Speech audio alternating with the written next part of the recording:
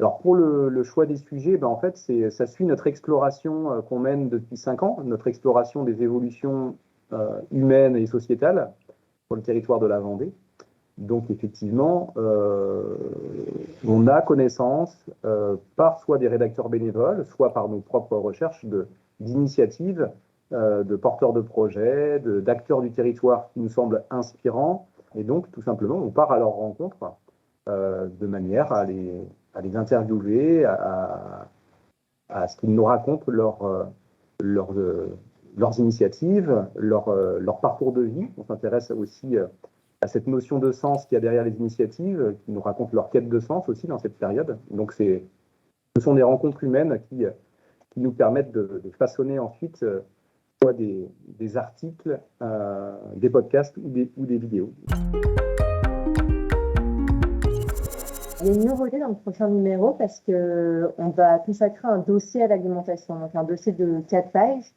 C'est quelque chose qu'on n'avait jamais fait jusqu'ici et ça va nous permettre d'explorer un sujet un petit peu plus en profondeur avec quatre thématiques.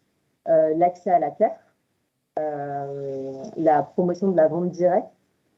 On a aussi un sujet qui est consacré aux forêts comestibles, un projet de plantation de forêts comestibles. Et enfin, on s'est attaqué enfin à la restauration collective avec le collège Florentin Rioux à Moutier-les-Monfets, qui a des initiatives un chef en fait qui va mettre en valeur des produits locaux, etc. Donc ça, c'est un peu notre grande nouveauté pour le numéro 16.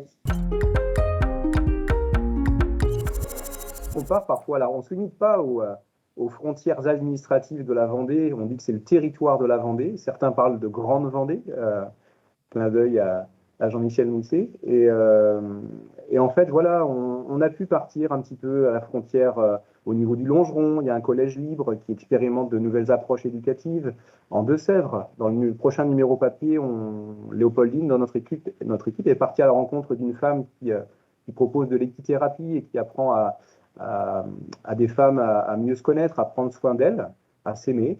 Et donc ça se passe en Deux-Sèvres. Donc effectivement, le fil conducteur, c'est les rencontres humaines, le lien qu'on va faire comme ça avec ces personnes-là, et on ne va pas s'arrêter effectivement aux frontières administratives.